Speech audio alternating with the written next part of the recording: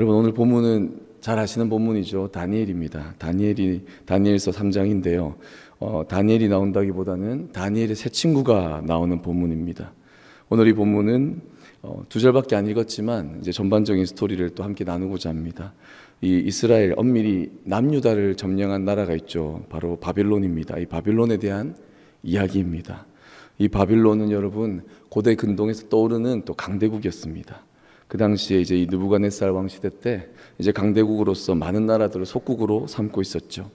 그래서 점령한 나라들로부터 세금도 거두지만 또 많은 사람들을 또 그 바벨론으로 끌고 와서 유화 또는 동화 정책을 그들은 펼쳤습니다. 이스라엘도 빠질 수가 없었죠. 이스라엘의 귀족이나 왕족을 포함하여 많은 인재들은 대부분 바벨론으로 끌려갔습니다. 그 대표적인 인물이 누구였습니까? 바로 오늘 이 책의 이름이죠. 다니엘이었습니다. 그리고 오늘 이야기는 이 다니엘이 포로로 끌려가서 결국 이 바빌론의 2인자가 되는 그 이야기에서 이어지는 바로 다니엘의 새 친구 이야기입니다. 이 새 친구의 원래 히브리 이름은 하나냐, 미사엘, 아사랴라고 성경은 말합니다. 하지만 우리는 이 이름보다 더 잘 외우는 이름이 있죠. 우리 주일학교 때부터 외웠죠. 사드락, 메삭, 아벳느고 외우죠. 이 바빌로니아식 이제 이름인 거죠. 예. 그들은 그렇게 이름이 지어지고 이 이스라엘의 이 새 친구들을 비롯한 이 많은 재능이 있는 이 소년들은 이 다니엘 1장 3, 4절에서 말하듯이 모두가 왕족 또는 귀족들이었습니다. 그리고 이미 지혜를 통찰하여 지식에 통달하였다, 학문에 익숙하였다라고 해서 이 왕궁에 설만한 바로 그런 소년들이었다라고 성경은 말하고 있습니다. 1장에 보시면요.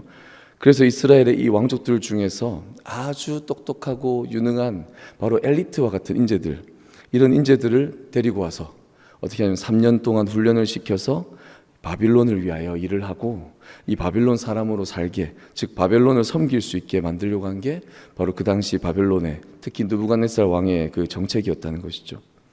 오늘 느부갓네살 왕은 어떻게 하냐면 이 3장 1절 초반에 보시면 이 두라 평지에 엄청난 금 신상을 세웁니다.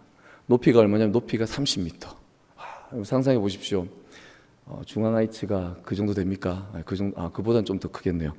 높이가 30m, 중앙하이츠의 3분의 2 정도 되는 높이에다가 그 다음에 그 폭은 3m, 엄청난 신상이죠.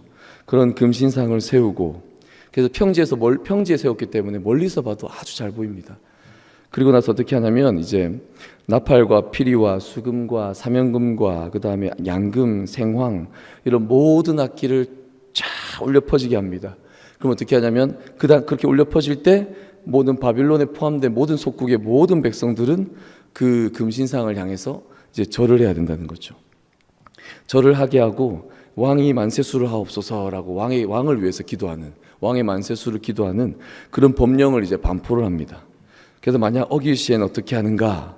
바로 극렬히 타는 풀무불에 집어넣겠다라는 아주 무서운 시행령을 내리죠. 바빌론이 내건 이 조건은 말 그대로 내 믿음만 주장하지 않는다면 얼마든지 성공의 길을 주겠다라는 그런 겁니다. 이 유화 정책, 동화 정책도 그렇고 또 이렇게 금신상에 절하는 것도 보면 다 모두가 다 내 믿음만 버린다면 얼마든지 바벨론에서 성공할 수 있는 바로 그런 조건을 제시하고 있다는 거죠.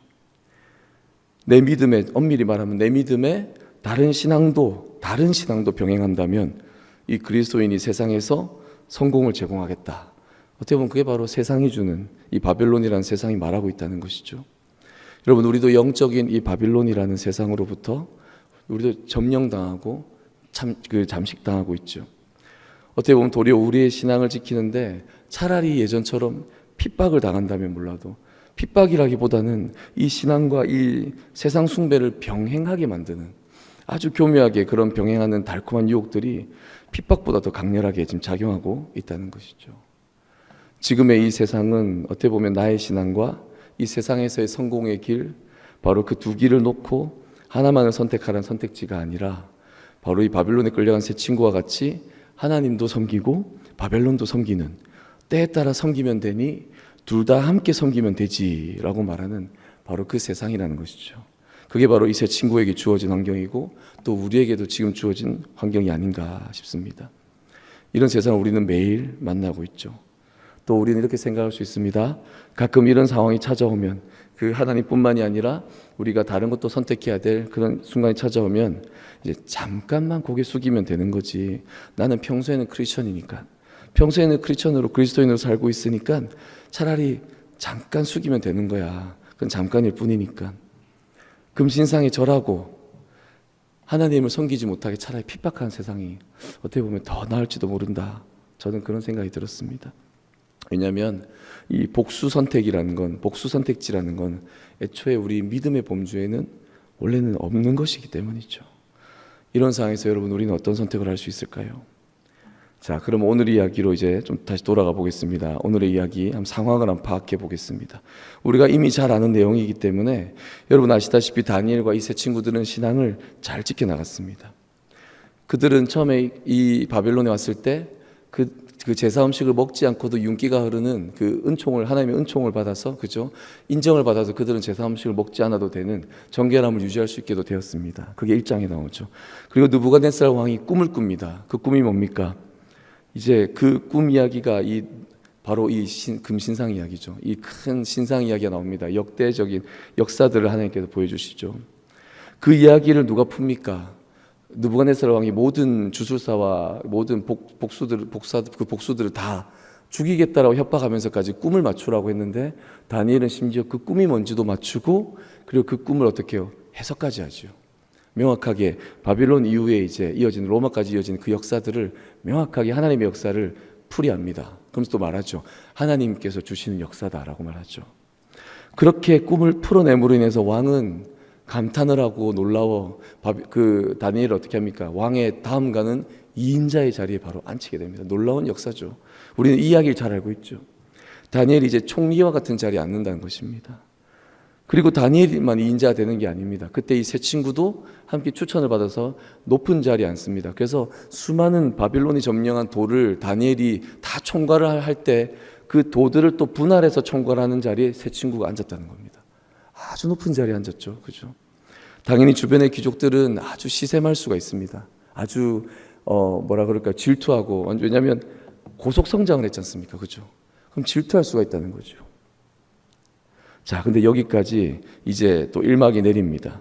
친구들의 시련이 끝나고 아름다운 이야기로 이제 결말을 내리고 바빌론에서 신앙도 지키고 높은 자리와 명예와 부도 누리게 되었다는 것이죠.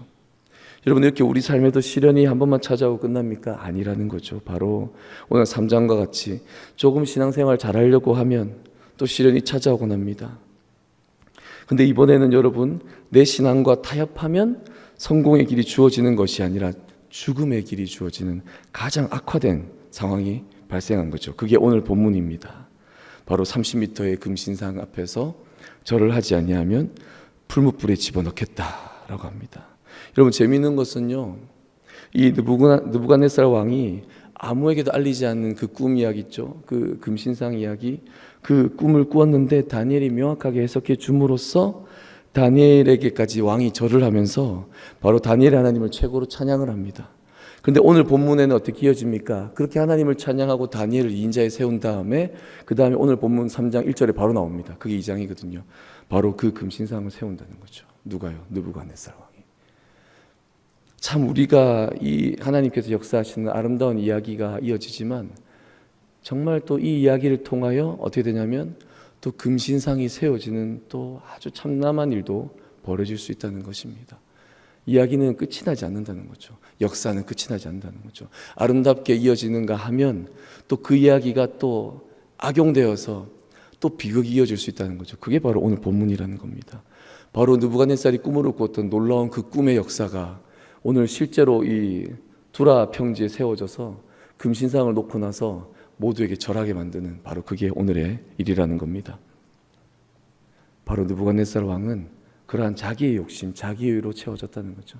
그래서 우리가 나중에 뒤에 보면 또 느부갓네살 왕이 나중에 결국은 철저하게 회개하게 됩니다. 나중에는 바로 이런 교만함으로 인해서 하나님이 치시거든요.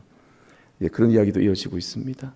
처음에 포로로 끌려왔을 때요, 왕의 음식을 먹지 않겠다던 바로 그 믿음처럼 당연히 이 우리 세 친구는 역시 절하지 않습니다. 느부갓네살 왕은 바로 이 갈대아인들이 그들을 질투하여 참소함을 듣고, 하지만 그들에게 기회를 줍니다. 다시 한번 너희들의 기회를 줄 테니 절을 해라. 그럼 내가 너희들 살려주고 너희들의 주기도 유지를 시켜주겠다 이렇게 합니다.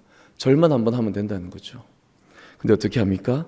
이 친구들이 바로 오늘 17절, 18절의 말씀으로 이 느부갓네살 왕에게 대답을 한다는 거죠. 오늘 본문 한번 다시 한번 보십시오. 이렇게 말합니다. 우리가 섬기는 하나님이 계시다면이라고 하지만 사실 계시기 때문입니다. 계시기 때문에 우리를 맹렬히 타는 풀무불 가운데서 능히 건져내시겠고 왕의 손에서도 건지실 겁니다. 이미 풀무불 가운데 그들은 들어가도 된다라고 고백하고 있죠. 그렇게 하지 아니하실지라도 왕이여 라고 말하면서 우리는 절하지 않겠습니다. 그렇게 함으로 인해서 느부갓네살 왕은 더욱더 분을 냅니다. 그래서 어떻게 하냐면 이 풀무불을 7배나 더 뜨겁게 해라고 명령을 하고 세 친구를 집어넣습니다. 여러분, 이 세 친구의 이 17절의 믿음의 고백이 무모한 믿음입니까? 그들은 무모한 믿음이라 볼 수 없죠. 왜냐? 이미 우린 그들의 과거와 그들의 행함을 봤기 때문에 그들의 행실을 보면 분명히 하나님과 그들 각자 사이에 인격적이고 각별한 관계가 형성되어 있는 세 친구였다는 것을 우리는 확실히 알 수 있습니다. 어찌 보면 이 관계는 뭐냐? 부모, 자녀를 보호하는 부모를 신뢰하는 그 자녀의 딱 바로 그 믿음이라는 겁니다. 우리 부모가 내가 죽을 때 목숨을 다해서 구해줄 거야. 바로 그런 애착 관계가 확실히 형성되어 있는 믿음이라는 것이죠. 여러분, 이 세 친구는 유다인들이었습니다. 여러분, 그들은 출애굽기와 민수기, 신명기를 통해서 이 하나님께서 이스라엘을 가나안 땅으로 불러주시고 사사기를 통하여 위험 가운데 있을 때마다 구해내셨음을 이미 알고 있습니다. 그들은 아주 똑똑하고 총명했기 때문입니다. 또 다윗 왕조의 정통성을 통해서 하나님께서 결국 영원한 왕 메시아를 보내주시리라는 그 구원의 믿음도 있었습니다. 왜냐하면 그들도 왕족과 같은 고귀한 혈통이었기 때문입니다. 그들은 왕의 자녀로서 그들은 영적인 왕의 자녀의 또 정체성도 알고 있었다는 것입니다. 그렇다면 우리에게도 이 아버지 되시고 왕이 되신 바로 전지전능하신 하나님의 보호 아래 우리도 있음을 여러분 믿으십니까? 우리도 자녀됨을 이 세 친구와 같은 17절과 같은 고백이 우리에게도 이어질 수 있습니까? 자, 근데 이제 또 17절에서 끝나지 않죠. 제가 18절 말씀 잠깐 읽었는데 또 이제 18절 말씀으로 이어집니다. 근데 여러분, 이 내용을 보시면 오늘 제목이 바로 이겁니다. 18절 말씀에 그렇게 하지 아니하실지라도 라고, 이게 제목입니다. 근데 이 뒤에 이어진 내용을 우리 한번 18절 말씀 다시 한번 다 같이 한번 읽어보겠습니다. 시작. 그렇게 하지 아니하실지라도 왕이여 우리가 왕의 신들을 절하지도 아니할 줄을 아옵소서. 아멘. 여러분, 근데 우리는 이 말씀을 그냥 자연스럽게 말씀이기 때문에 그대로 그냥 받아들이죠. 근데 이 내용이 좀 17절과 18절의 내용은 여러분 정반대의 내용이라는 겁니다. 17절의 내용은 하나님이 우리를 구해내실 겁니다. 근데 18절의 내용은 그렇게 하지 아니하실지라도 라는 거죠. 그러면 여러분, 지금 이 세 친구의 믿음은 어떤 믿음에 있습니까? 17절에 하나님은 우리를 구해내실 겁니다. 왕이시여 우리를 풀무불에 집어넣을지라도 우리는 죽지 않고 우리를 건져내실 겁니다. 이게 그 세 친구의 믿음이지 않습니까? 근데 18절에는 어떻게 되어 있냐면 근데 만약에 건져내지 아니하실지라도 하나님께서 이들을 구하겠다는 믿음입니까? 아니면 구하지 않겠다는 믿음입니까? 두 내용은 분명히 상반되지 않습니까? 근데 여러분, 이 두 내용은 어떤 거냐면 첫 번째 내용은 말 그대로 우리가 하나님께서 우리를 구하실 거다, 우리를 구원해내실 거라는 이제 생명에 대한, 바로 생명에 대한 말씀이라는 거죠. 즉 생명의 믿음이다라고 저는 표현하고 싶습니다. 그런데 18절은 무엇인가? 바로 생명의 믿음과 함께 우리에게 함께 주어지는 바로 이 희생과 죽음의 믿음이다라는 거죠.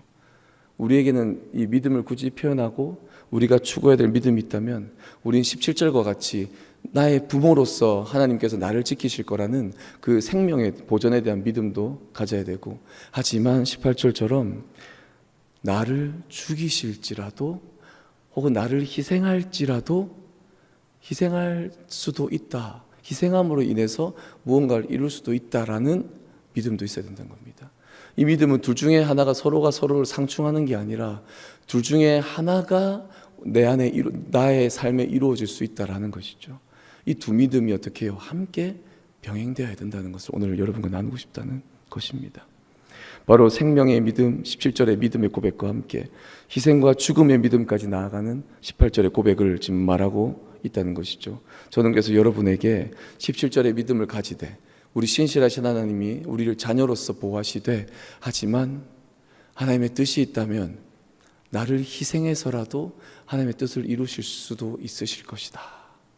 그게 하나님 뜻이라면 내가 죽을 수도 있다라는 믿음도 있어야 된다는 것입니다.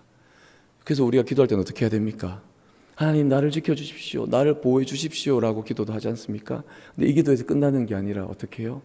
그런데 하나님, 만약에 나를 보호하지 아니하시고 나를 희생하셔야 한다면 그것도 하나님 뜻입니다 라는 기도도 함께 있어야 된다는 것입니다. 왜냐고요? 우리는 하나님의 뜻을 구하기 때문이죠. 그게 바로 기도라는 것입니다. 예수님께서 여러분 우리에게 찾아오신 목적이 무엇입니까? 나를 사랑하셔서 자기 몸을 버리셔서 나를 구원해내기 위함이죠. 오늘 이 세 친구의 결말이 어땠습니까?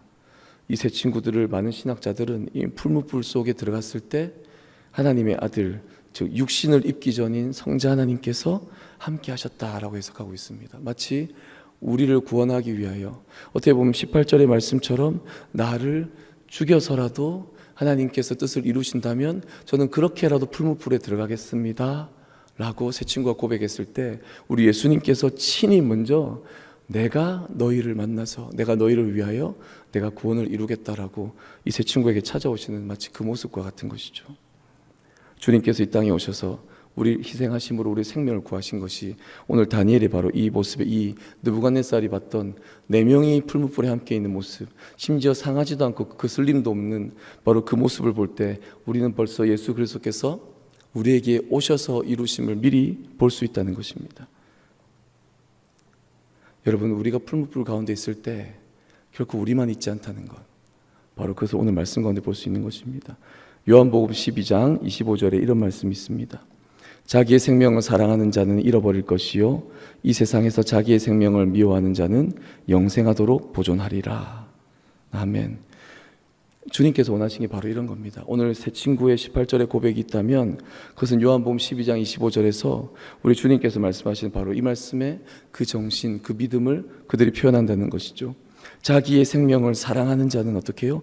잃어버릴 것이요 이 세상에서 자기의 생명을 미워한 자는, 이 말은 무슨 말입니까? 자기의 생명을 희생하는 자는 영생하도록 보존하리라. 아멘. 이 말씀이 여러분의 고백이 되길 바랍니다. 오늘 여러분 가운데 우리가 주님 나를 지켜주십시오, 나를 보존해 주십시오, 나를 구해 주십시오, 주님 내가 어려움이 있는데 주님 좀 해결해 주십시오 라고 기도하신다면 또 우리의 기도의 고백이 또 뭐가 함께 병행되어야 된다고요? 주님 그런데 만약에 제가 그 어려움을 절절히 그냥 겪을지라도, 제가 그 어려움을 겪을 수밖에 없을지라도, 누군가 희생이 돼야 될 때, 누군가 손해를 봐야 될 때 만약에 그게 저라고 선택하실지라도 주님 그래도 저는 풀무불에 들어가겠습니다. 그래도 저는 주님께서 주님 주시는 그 믿음을 지키겠습니다. 바로 그 고백이 오늘 18절의 고백으로 여러분 가운데 우리가 함께 병행되어야 된다는 것입니다. 여러분 주님의 나라를 이루는 방법은 이 극적인 상황에서 나의 생명을 구해내는 것만이 아니라는 것입니다. 때로는 더 나아가서 나의 희생을 통하여 다른 생명을 구해내는 것도 주님의 뜻이라는 겁니다.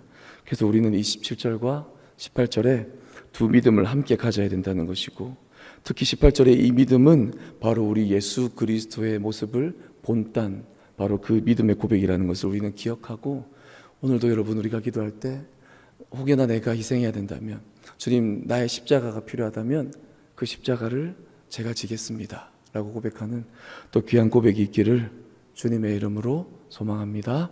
아멘. 기도하겠습니다.